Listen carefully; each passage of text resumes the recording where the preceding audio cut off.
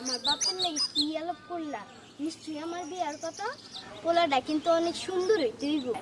আরে তোমার বাপে তো পোলা দেখতে কই নাই, কইছে মাইয়া দেখতে। মাইয়া দেখতে?